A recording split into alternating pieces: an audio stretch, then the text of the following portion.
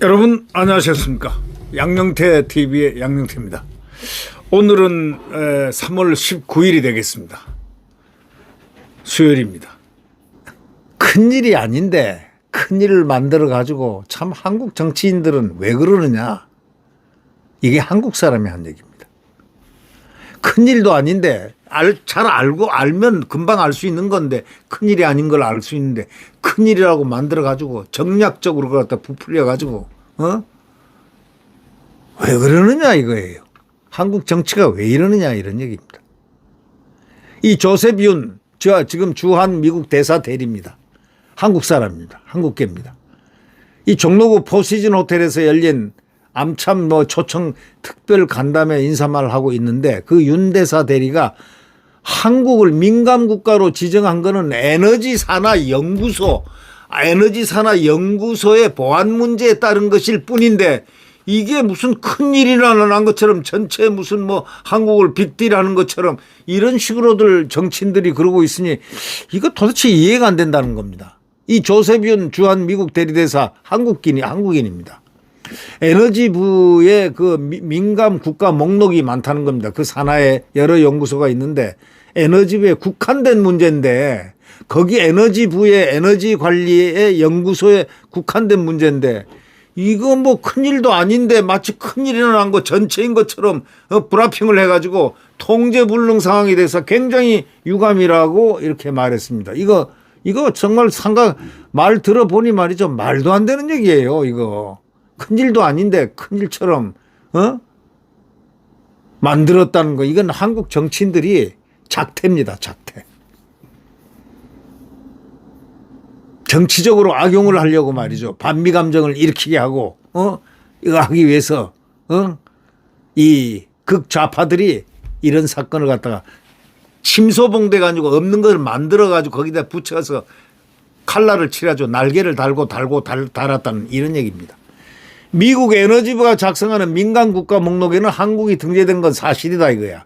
그러나 산하 연구소 그 연구소가 한 9개인가 10개인가 되는데 그 많은 에너지 연구소들의 각각의 그 보안 강화를 위해서 조치를 내린 건데 왜 얼마 전에 한국에서 그 연구원이라든가 이런 사람이 이걸 뭘 빼가려 하다가 어디서 걸렸다 이런 얘기들이 좀 있었잖아요. 바로 그것 때문에 보안 강화를 위해서 조치를 한 건데 한미 관계하고 전혀 관계가 없는 근본적 영향을 줄 만한 문제도 아닌데 이걸 갖다가 크게 가지고 한미 관계 큰일 난 것처럼 이런 식으로 얘기하면 되겠느냐 하고 조셉 윤 주한 미국 대사 대리가 상당히 좀 불쾌감을 드러낸 거죠. 그렇지 않겠습니까? 아니 에너지 연구소에 그 연구소의 문제가 좀 그런 보안 문제라든가 이런 걸 철저하게 기하기 위해서 민감한 국가들 이렇게 이름이 올라간 거 그거는 보안 강화만 하는 조치인데 왜 이렇게 한미 관계에 근본적 영향을 줄 만한 문제가 전혀 아닌데 왜 이렇게 침소봉대를 내가지고 이렇게 만드느냐. 이건 한국 정치인들이 뭔가 문제가 있다 이런 얘기입니다. 그 말은 직접 안 해도 문제가 있다 이런 얘기입니다. 미 에너지부 산하에는 핵무기도 있고 신소재도 있고 슈퍼컴퓨팅 연구하는 연구소 17곳이 있다는 겁니다. 자, 9개로 들었는데 17곳이 나네요. 네. 지난해만도 2,000명 이상의 한국 연구자라든가 학생이 방문할 만큼 교류가 빈번하다 보니까 민감 정도의 유출 사례도 있었다는 겁니다. 유출 사례. 그래서 이런 연구소 방문이라든가 협력 사업을 위한 사전 심사 기간을 다른 나라보다 길게 두는 민감 국가 목록에 한국을 올리게 됐다는 겁니다. 미국은 특히 1년 전 한 연구소 계약직 직원이 수출 통제 대상인 원자로 설계 소프트웨어를 갖고 한국행 비행기를 타려다가 딱 적발된 사건을 예로 들었습니다. 이걸 심각하게 받아들인 것으로 알려졌다는 겁니다. 이것 때문에 물밑에서 미국과 조용히 교섭해 문제를 푸는 것이 이런 거는 최선이지 이거 아무것도 아닌 걸 가지고 이걸 크게 해가지고 무슨 민감 국가 해가지고 큰 이런 걸로 한다는 거는 한국 정치인들이 좀 문제가 있다 이런 얘기입니다.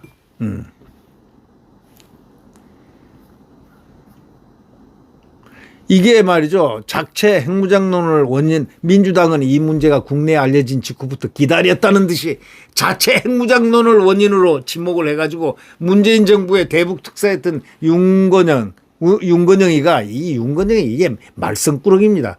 이게 아주 촉수가 더럽습니다. 이거 이게 대북 특사였고 문재인 정부의 대북 특사였거든요. 그저 북한에 유리한 얘기만 한 이거 원래 주사파 출신입니다. 이거. 네. 이 윤건영이가 옛날에 청돌이 대장이라고 하잖아요. 청와대 있어가지고 국정상황실장 하면서 못된 짓은 최고로 많이 한 자입니다. 이자가 국민의힘과 윤석열 대통령 일부 몰지각한 정치 지도자들이 조장한 무책임한 핵무장론의 국가다. 이런 식으로 매도를 하고 정치적으로 하기 위해서 이걸 침소봉대한 겁니다. 그러니까 이재명이도 덩달아서 핵무장을 해야 된다느니 하고 허장성세를 타댔습니다. 핵무장하는 걸 제일 싫어하는 게 북한이거든요. 중공이거든요. 대한민국이 핵무장하는 걸 제일 싫어하는 데가 북한입니다. 그럴 수밖에요. 자기들만 핵무장이 있어야 대한민국을 누를 수 있으니까. 이 자들이 전부 다 북한 편을 들고 친북파에다가 친중파니까. 여야 모두 자신들의 주장이 근거 없으면 이제 드러나도 아무 사과나 정정도 없습니다. 정정하겠다. 이건 에너지부인데 내가 잘 못하고 잘 못 알고 이랬다. 이렇게 알면서도 일부러 입을 딱 닫고 있는 이 자들이 대한민국의 국회의원이라면 썩어 빠졌지 않느냐 이런 얘기예요. 국가 이익도 저버리는 자들. 특히 민주당의 핵무장 알레르기 반응 거의 병적 수준입니다. 왜 그럴까요? 북한이 너희들 핵 절대 해서는 안 돼. 이거 아닙니까? 이 세계에서 전쟁까지 치른 적대 세력이 핵 위협을 하는데 이를 방어하기 위한 핵무장에 이토록 극렬하게 반발하는 이 정치 세력. 한국에 민주당밖에 없습니다. 네. 북한 김정은과 같은 폭력 집단의 핵으로부터 우리 국민을 어떻게 지켜야 하는지에 대한 민주당은 햇볕 정책이라는 것. 햇볕을 쨍쨍해가지고 핵 옷을 벗게 만들자. 무슨 개소리를 하고 있습니까? 햇볕 정책 개소리 하지 말라고 그래. 햇볕 정책이 이게 다 망쳐놨어요. 대한민국 어떻게 됐습니까? 저쪽 북한은 어떻게 됐어요? 햇볕 정책 절대 김대중이가 뭐라고 했습니까? 절대로 핵은 북한에서 안 만든다. 핵무장 안 한다. 보증한다. 이렇게 얘기했죠. 보증 같은 소리 하고 있네. 가고 난 다음에 보증해가지고 뭐합니까? 보증은 무슨 보증이에요? 핵을 얼마나 많이 크게 왕성하게 그동안 그때부터 시작한 거예요. 갖다 싸질러 주니까 그 돈으로 하는 거예요. 네. 이 한국 정치인들 큰 문제 있습니다. 이 민주당이요. 이게 보통 문제의 정당이 아닙니다. 이게.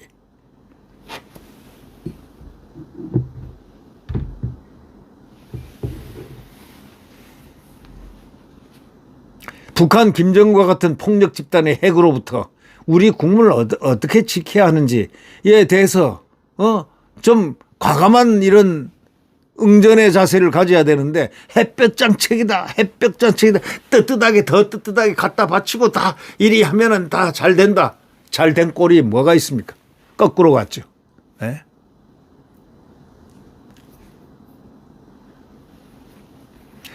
한국의 독자 핵무장 필요성이라는 주장이 어디서부터 먼저 나온 줄 아십니까?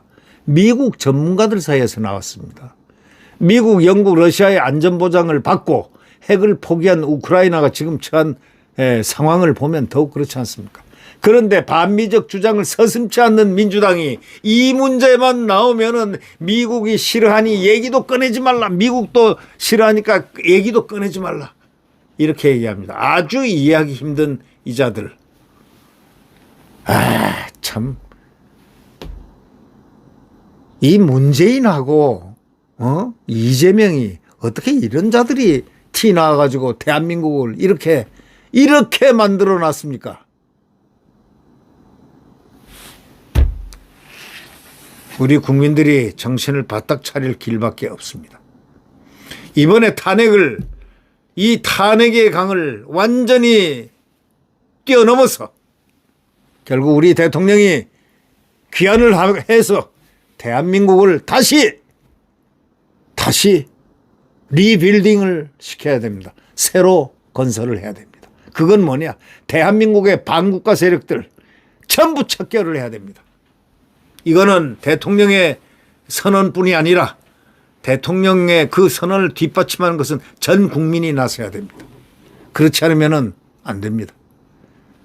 대한민국 이제 마지막 건설이냐 파괴냐, 대한민국이 사라지느냐 대한민국이 융성하느냐, 그 찰나에 놓여 있습니다. 우리의 대통령 윤석열 대통령의 빠른 귀환을 우리는 바랍니다. 그리고 국민 모두가 거기에 그치지 않고 윤석열 대통령이 추구하는 대한민국의 국가 안보, 또 반국가 세력 척결에 모두 국민들이 동참을 해서 강력한 대한민국 국민이 또 되어야 될 것 같습니다. 대한민국은 영원해야 됩니다. 자유 대한민국은 영원해야 됩니다. 네, 구독 버튼과 엄지를 눌러주시면 감사하겠습니다. 우선 무엇보다도 현안으로 여러분들 잘 아시겠지만 여론전, 바로 며칠 뒤까지라도 끝날까지라도 여론전을 힘껏 높고 깊고 넓게 펼쳐나가시고 함성을 질러나가고 집회에 나가셔가지고 대한민국을 지키기를 주저하지 말아야 되겠습니다. 바로 제일 필요할 때가 쇠는 뜨거울 때 달고라, 두드려라, 스트라이크 아이언 when it's hot. 쇠는 말이죠, 뜨거울 때 패야, 두들겨야 그게 쇠가 휘어집니다. 그때 지금 대한민국을, 이 적대 세력들을 우리는 이제 대통령이 돌아와서 대한민국을 다시 건설해 나가는 바로 그 과정에 우리 국민들이 모두 동참을 해야 되겠습니다. 극좌파들, 대한민국 파괴 세력들 용납해서는 안 될 것입니다. 네. 자, 여러분, 우리 대통령께서는 이 완전히 불법으로 감금당하고 체포당하고 한 거 아마 여러분 잘 아실 겁니다. 그러다가 지기현 부장판사에 듣지 않습니까? 그분의 판결로 대통령이 풀려났습니다. 그러나 지금 이 헌법재판소에 그 아기 같은 우리법 연구회 출신들이 몇 명 있어가지고 지금 대한민국 대통령을 잡으려고 온갖 흉계를 다 꾸미고 있습니다. 도대체 우리법이 뭡니까? 우리법이 대한민국을 헌법에 우선합니까? 우리법이 뭡니까? 법원 행정처장도 보니까 우리법이라 하대. 전부 다 와일이 됐습니까, 대한민국이? 왜 그 사람들이 장악을 했습니까, 이 사법부를? 이걸 구조적으로 이제 사법부 스스로가 고쳐나가지 않는다면은 대한민국은, 국민들은 사법부에 대한 신뢰를 어떻게 할 수 있겠습니까? 재판이 우선 공정해야 신뢰가 되죠. 그 다음에 이 정치적으로 중립적인 판단을 해야죠. 좌파라고 좌파 죽으라 사나 그냥 좌파들 편을 드는 그런 헌법재판관들, 그게 무슨 사법부입니까? 네.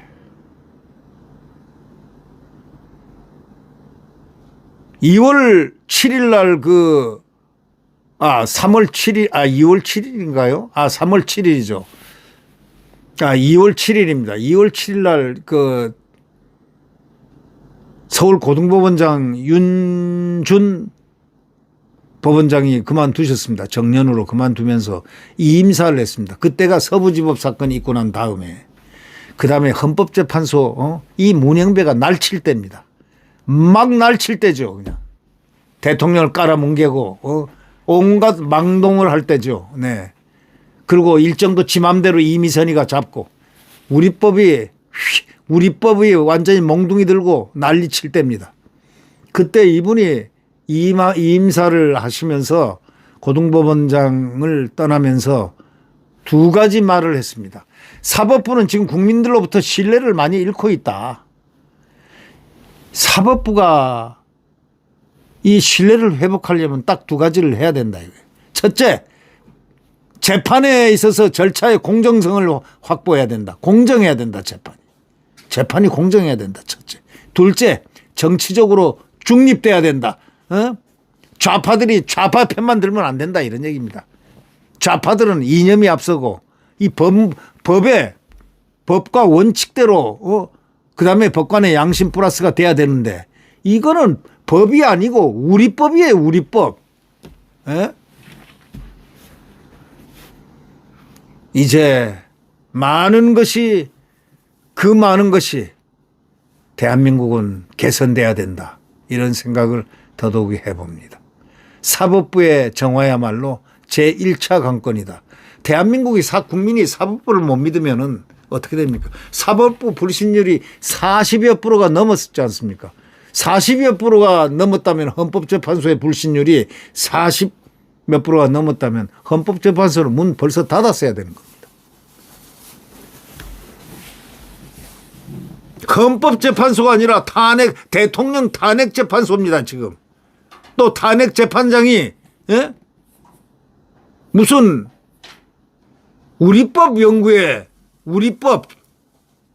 헌법에 앞서 있는 무소불위의 우리법이 뭔지는 모르겠지만 우리법 사람들입니다. 우리법 사람들, 오동훈이도 우리법 사람들, 정계선이도 우리법 사람들, 이미선이도 우리법 사람들.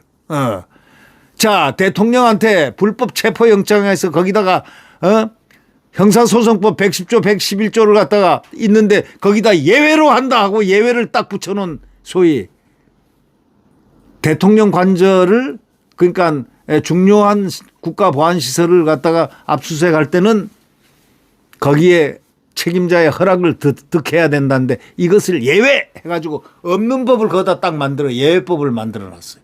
이자도 이순영 판사, 이자도 바로 뭐냐? 우리법.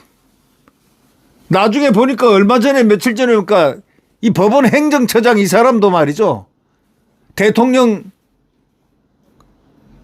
석방했다고 검찰한테 즉시 항고 왜 안 했냐 이거죠. 즉시 항고 해라. 지금이라도 해라 하는 식으로 국회에서 명령한 사람이에요.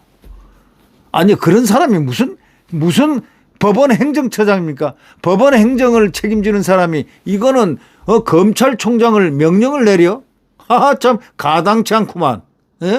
이런 꼴을 지금 대한민국 국민들이 보고 있습니다. 이게 다 우리법 사람들이 이 짓을 하고 있습니다. 여러분 지금 심각하게 우리 국민들은 바라봐야 됩니다. 이제 대한민국을 나라에 대한 애국심을 진짜 가져야 될 때입니다. 국민 여러분. 그래서 나라를 이제 확실한 대한민국의 헌법적 틀 속에 헌법 수호를 하는 그러한 우리 국민들이 승리하는 그 날까지 두 주먹을 불끈 쥐고 대한민국을 마지막으로 헌법 수호를 해야 됩니다. 그렇지 않으면 중국한테 넘어갑니다. 북한한테 넘어갑니다.